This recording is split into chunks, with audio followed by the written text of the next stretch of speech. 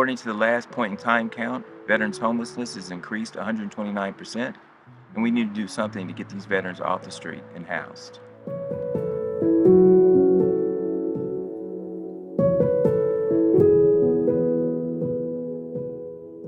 I was living in that blue car for 9 months, looking for help as a combat veteran until I came here. And Santa Cruz County is like a model of what the rest of the state should be like. No veteran should have to live in their car, be denied housing, especially when you have the money to pay rent, but there's no housing, or you don't have the deposit, or or you've had your credit messed up for some reason, a divorce or something like that.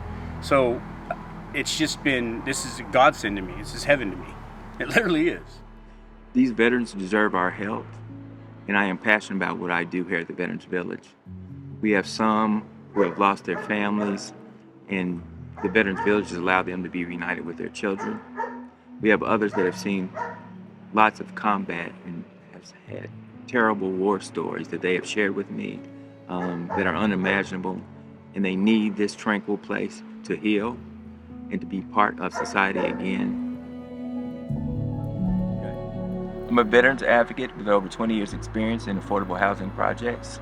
I have successfully ran 5 veterans programs in Santa Clara County, and I'm hoping to bring those same successes here to Santa Cruz County. We have currently raised $7 million. In order to complete the project, we need another $2 million in funding. This will allow us to go from our current capacity of 10 individuals on 10 cabins in a 5-bedroom house to 20 units and be able to house 20 veterans and their families on site.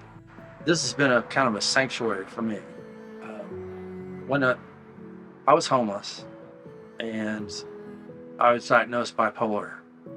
And so not only was that going on for the first time, I didn't know, but I was also hit by a car. And so I had physical damage as well as psychological damage. Rapidly, my life changed. And I was in a hospital. I had no support. And when I got out, there wasn't a place for me to go that would allow a wheelchair that would take me.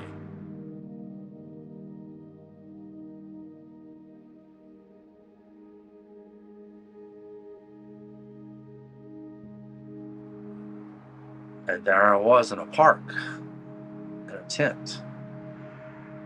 And it's an environment no one wants to be in, period. And especially being in the military and having ethics, morals, and a code to go by. The grievous range of what is acceptable and what's done is way on the other side. And tell us about coming here and what this place means to you. Well, this gave me a timeout. A place to recoup, a place to pull yourself back up and say, okay, let's do something else. That other part didn't work. And after you get your medication and counseling, which I did do, then, keep moving in a positive direction. So I survived it. That's the way to look at it. And others can too.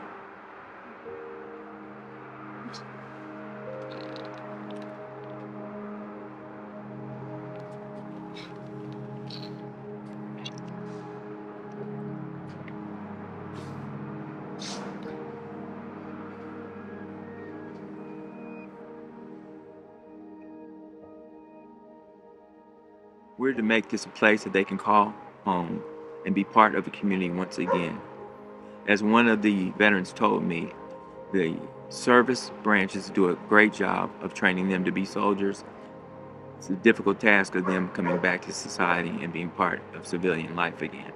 That's what we hope that our Veterans Village will provide for them: a safe haven, a home, and a sense of normalcy, for them to be back to being civilians and no longer soldiers.